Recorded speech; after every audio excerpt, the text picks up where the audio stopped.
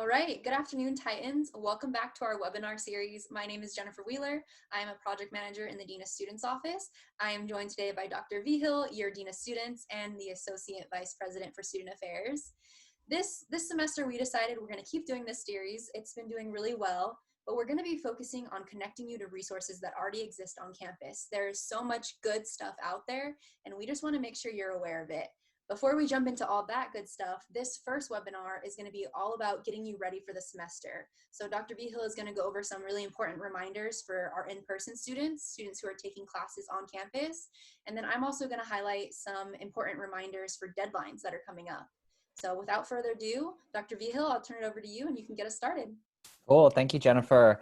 Welcome back to the Spring Semester Titans. So today I want to talk about, as Jennifer alluded to, if you are taking a class in person. So I know that some of you, maybe a lot of you may be having virtual classes, which is great, and I hope that that's going well, but there may be some of you that you're having your class currently on campus. And so I have sent you an email. If you have not received that, then just email deanofstudents@fullerton.edu and we will make sure that you get a copy of that email. It's also on our coronavirus website, so the information is there.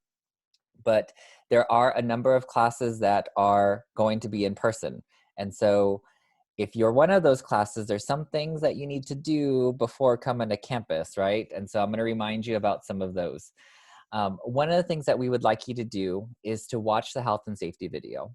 So this is a video that talks about, if you're coming to campus, what are some things that you should look for, right? We have signs on campus. We have a president's directive on campus. What are some things that you can do to be safe? So if you do have a class in person, you are automatically signed up to a Canvas course. So go to your Canvas and then you'll see in that course that you could watch a health and safety video.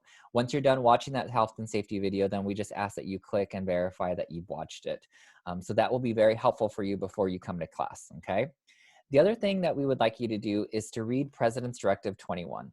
Okay, so this is a new directive that we started as a result of COVID, and its goal is to mitigate measures in terms of COVID guidelines on our campus, right? So we want to make certain that you all are aware of measures that we're taking to mitigate COVID on our campus. So that includes wearing a face covering, right? So wearing a face covering is very important on our campus.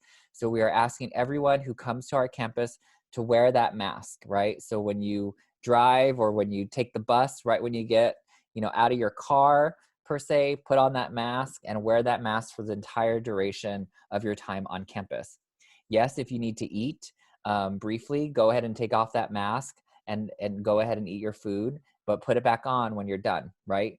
This is especially important when we are in private spaces, right? Closed spaces. So if you're in class, we really need you to wear that mask. If you're in the elevator, we need you to abide by signage in the elevators in terms of how many people can be in an elevator and to wear that mask. So wearing the mask is very, very important. We highly, highly encourage it. So that is in President's Directive 21. Something else that's in President's Directive 21 is campus signage. So on campus, you will see that there are signs everywhere, reminding you to wear a mask, reminding you about how many people can be in an elevator, reminding you about occupancy in a certain classroom. So all these things are out there. So we really, really need you to abide by the campus signage that we have throughout. The other thing is a health screening. So this is important for you just to do on your own before you come to campus. So in our email, we provided a link to the CDC health screening website, and it just goes through different questions that you want to ask yourself before coming to campus. A lot of these questions are related to coronavirus symptoms. So if you have any of these symptoms, then you should not come to campus, okay? And so I just want to reiterate, if you're sick or you're feeling sick, don't come to campus, right? Just email your faculty member or your instructor to let them know, hey, I'm not feeling so well, I'm gonna have to miss class today. That is okay. We don't want sick people coming to campus. So it's important for you to do that health screening before you come. Maybe think about it before you come to campus, so then you know whether or not you have symptoms that are related to coronavirus. The other thing that is listed in President's Directive 21 is reporting. So it's very important for us as a campus to know if any of our students or employees have tested positive for COVID-19. This is extremely important for us because we give that information to our county so that our county can report numbers accurately, but it also helps us to reach out to you to provide you with resources that are needed, right? Because we know that if you do test positive for COVID, you probably won't be able to come to class for about, 10 to 14 days, right? In terms of self-quarantine. So we'll work with you in the Dean of Students office to help you communicate with your faculty members if you need the assistance, just to let them know, hey, I'm gonna be out. So on our coronavirus website for Cal State Fullerton, we have a case reporting tile. So there's different tiles on the website. One of them is reporting, that you could let us know, hey, I tested positive for COVID and I'm gonna have to miss class. Once you do that, we will reach out to you. Our medical team on our campus will reach out to you and make certain that you have the resources needed to make certain that you get through this coronavirus safely and that you're healthy to come back to campus, okay? So that is very important. Once you read the President's Directive 21, if you feel like you can't abide by any of these guidelines, then that's good. That's okay. That's okay.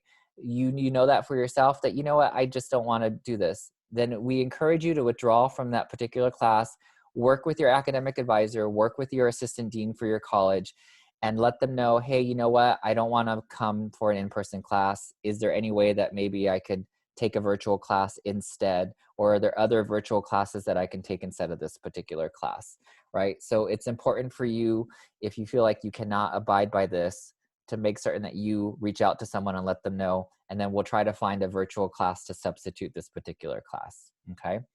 So that's important. Those are the two things that are very important to know.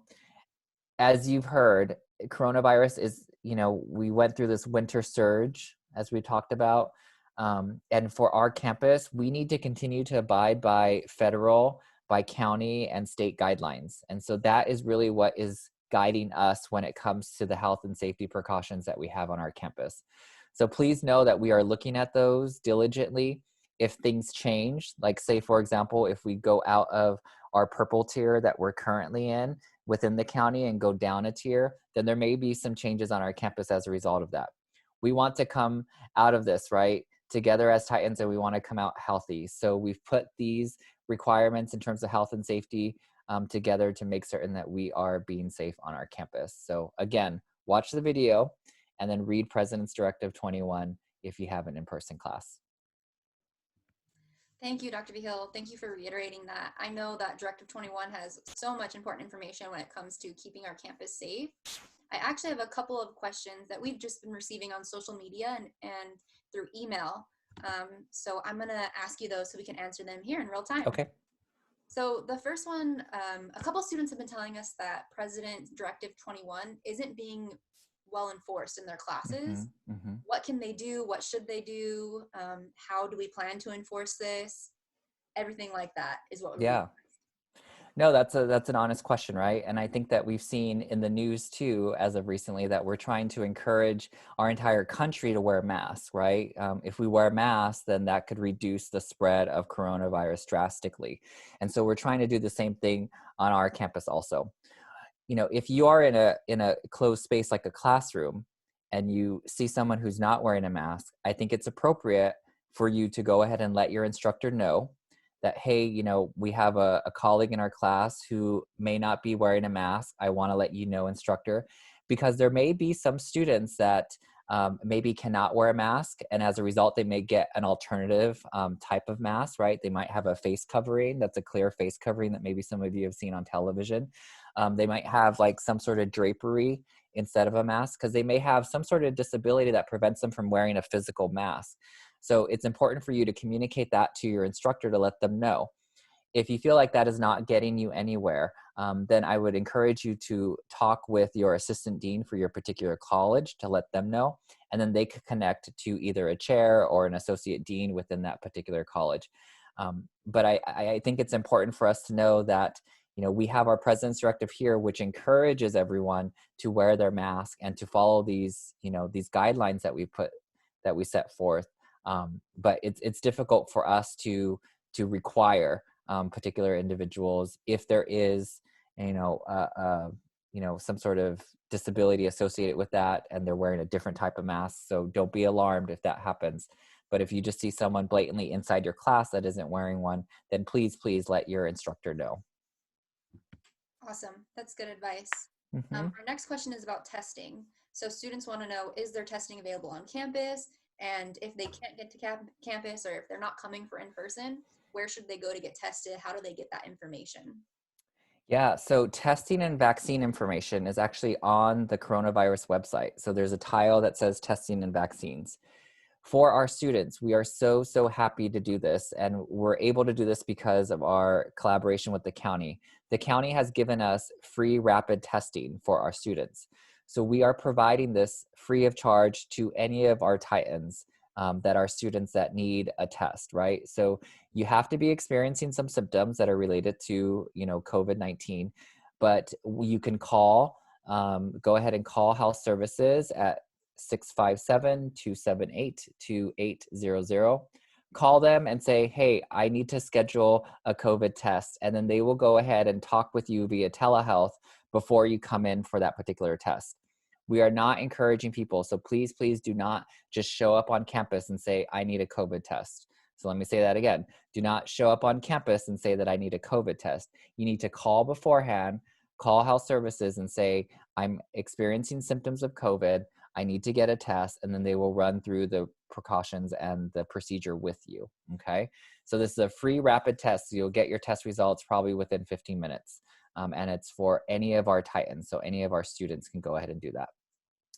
If you want information about vaccine distribution, because we've been getting questions a lot about that, for some grad students that maybe are in education and working as teachers, for some students that have maybe high-risk relatives and they're worried about the vaccine, we are not distributing the vaccine on our campus.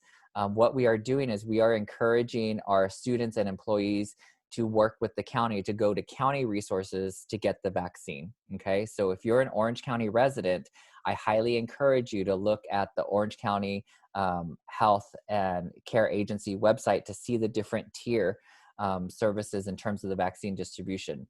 Right now, Orange County, I think, is on tier 1A, and that includes health professionals.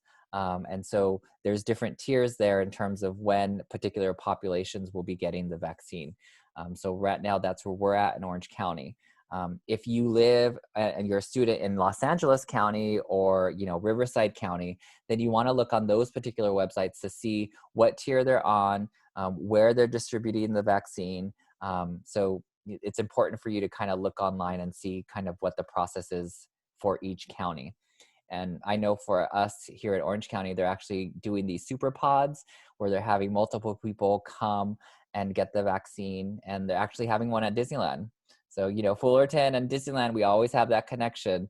So it's kind of fun to see that they're having a super pod at Disneyland. No characters will be there and no churros will be there, but the super pod is there. I really miss those churros. I do too. I know. I know. I'm like, maybe when we're giving the vaccine, they could have the characters out there. Like, That'd be fun. yeah, that'd be fun. But no. Yeah. And I'll share two Titans. I've gotten tested for COVID-19 twice, and I did it for free. I'm an Orange County resident. All you really have to do is just Google free testing near me. There's sites everywhere. I went to the Anaheim Convention Center one time. It was just a drive-through, so I was able to stay in my car, felt really safe. The second time I went, it was like a community center by my house, and it was walk up. But again, I felt really safe, and it was really easy. You just make an appointment in advance, and it's just really easy to do. You get your results quickly. So the information is out there. The testing is out there on campus, off campus. Yeah. Yeah, it's out there. And Orange County, we also have a mail-in testing. I don't know if you knew about that too. So Yeah. if you're an Orange County resident, like Jen said, just Google it. The county is offering free mail testing. So you do your test, you mail it in, and you get your results. And it's pretty fast from what I've heard. Mm-hmm. Awesome. Okay, the next question we have is about parking. So our Titans who are going to be on campus want to know, what is the parking situation? Do they have to buy a permit? Are all of the lots open? Are they going to be able to find parking? Oh my gosh, parking. I know the question. Well, I will say if you're having an in-person class, you will probably be able to find parking. So you're not going to have to circle around again and again. There's plenty of parking on campus right now. So that is a good thing. You still need to have a parking permit. Okay. So that is still something that you need to have. Parking permits are required per usual Monday through Thursday from 7 a.m. to 10 p.m. Okay. and also on Friday from 7 a.m. to 5 p.m. Okay, so you can buy a semester permit for the entire semester, or you can purchase the daily permits, right? You could purchase those online on our parking website. So it's important for you to have, if you are going to purchase that permit, to have your vehicle information. So like the license plate number, the make of your car, the color of your car. And then if you purchase that online, if you can, print out that temporary permit and put it on your dashboard until your official permit arrives. So that's very important. There's also a number of short-term parkings. I don't know if you remember, it's all been a while since we've been on campus, right? There's short-term parking that's available, and that's $4 an hour for a maximum of 2 hours. So if you feel like it's better for you, I only have one class, it's an hour class, and I'm just gonna pay the $4 each time I go, then, that'll be fine. That's up to you. So, it's really up to you, but please remember that you still need to have the permit, and, you can't just park wherever you want, but there's plenty of parking. So don't worry about finding a spot. Awesome. And this is our last question related to in-person instruction. What are the dining options? If students are on campus, in between classes, they get hungry, is there anywhere to eat? Yeah, so there are options on campus. Unfortunately, I did hear that some of the options that were across the street from campus by College Park, some of them have closed. I know that the Habit is still there, but I did hear that some of those in that particular area have closed down. So dining options on our campus, we have Starbucks, so we still have Starbucks on our campus in the Pollock Library, and Carl's Jr. So those two are open for carry out only. Okay, so you would have to just order and carry it out. The gastronome within housing is open for carry out also. And then housing and residential engagement, they have this little market. I don't know if y'all see it. It's kind of in the corner. There's a little market there, and that's open also. So again, look online to find the information for hours, but those are the only ones that are open right now. The food court within the student union is closed, so that will be closed for a while. So just look at those that are available. And I heard that the Habit is still open across from campus. So. Good to know. Thank you, Dr. Vigil, for sharing that information. If you are taking in-person classes, or really any student at our institution, make sure you're checking your email. As Dr. Vigil said, if things change, if our tier changes, that may mean changes for our campus. So it's a rapidly evolving situation. Just make sure you're checking your email. Any important information, we will communicate it out to you. Now, before I close off this webinar, I do want to go over just some important upcoming deadlines. So there's 3 dates I want to talk about. The first one is January 31st. That is coming sooner than we realize, the end of January, but there's a couple of deadlines for registration for records that happen on this date. So the first one is, this is the add drop deadline, meaning you can go ahead and go on Titan Online and add and drop any class just by your own will. You don't need permission, you don't need anything signed. If you want to add a class, if you want to drop a class, you can do it on your own up until the 31st. After that, you're going to need a permit, which I'll go over in the next deadline date. The other thing that ends on the 31st is the wait list. So this is the last day that you'll be added into a class if you're on the wait list. So after the 31st, the wait list is no more. The classes that you're in are the classes that you're in. And if you want to add any more, you're going to have to get a permit. The next date I want to talk about is February 7th. And this is the deadline to apply for May 2021 graduation for bachelor candidates. So for our Bachelor of Science or Bachelor of Arts students, this is the last day that you can apply for a May 2021 graduation, so this semester. And then we go to our next date, which is February 8th. This is the day that the department issued permits expire. So like I was talking about earlier, after the 31st, if you want to add a class, you need to get a permit from a department and from your faculty. And once you get that permit, you have to go ahead and add that class. If you don't add it by February 8th, that permit expires and you won't be able to add that class. So make sure you mark that date on your calendar if you're still adding and dropping classes. This is also the last day to declare your grading basis. So if it's credit, no credit, or for a grade, February 8th is the last day that you can make that change. So make sure you consider that. Not all classes can be credit, no credit, but if you have any that have that option and you want to use it, make sure you do it by the 8th. This is also the last day to get a refund if you're going from full-time to part-time. So if you end up dropping some classes and you're no longer a full-time student, your tuition is lessened. So make sure that if you decide to drop classes, go from full-time to part-time, you're doing this by the 8th so that you get that refund. This is also the last day to drop without a W. So on the 8th, you still need a permit and signatures to go ahead and drop, but you won't receive a W on your transcript, which stands for withdrawal. After the 8th, you can still drop classes, but it will show up as a W on the transcript. And then finally, the 8th is the last day for our master and doctorate candidates to apply for May 2021 graduation. So for bachelor students, it's the 7th.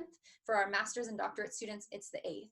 So make sure you pay attention to those deadlines. Again, it's January 31st, February 7th, and February 8th. Those are some really important dates coming up. We also are going to be highlighting these deadlines on our social media. So you're watching this on Instagram now, just make sure you go through our story, go through some of our recent posts. We have these deadlines listed. And then I also just want to, before I close out, talk about what's to come. So I mentioned this webinar series is going to be, we're still posting every other week. They're going to be on Thursdays at 2 p.m. So make sure you check out our channel on that day. We're going to be covering a lot of different topics. Next week, we're going to be talking about dating safely during the pandemic, which is important. That applies to a lot of people. Yeah, that's important. So we're going to be collaborating with Titanwell, and they've done a lot of research in this area. So really excited for that one. Make sure you come back next week. But that's all for this week's webinar. Dr. V, do you want to close us out with any closing remarks for spring 2021 semester? Yeah, before I close this out, I did want to remind everybody, since you were talking about classes and all those important dates, that the library is currently closed because of the tier that we're in within Orange County. So I just want to remind you of that, that unfortunately it is closed right now. And if that changes, we will alert you via social media. Again, like Jen said, I just want to reiterate, check your email. Like, continue to check your CSUF email, because any information is going to be communicated to you through there. So please continue to check your email. So yes, we know that this is not what we anticipated for this semester, right? But hopefully, the fall semester will look a little bit brighter. The vaccine distribution is out there. More people are getting it, so that's good. But you know that we are here. Dean of Students is here to help you navigate, right? If we don't know the answer, we'll find someone who does. If you don't know the answer, you come to us and we'll find someone who will, right? So please continue to utilize us as a resource, and have a good spring semester. Awesome. Thank you all. I'll see you next time. Bye. Okay, bye.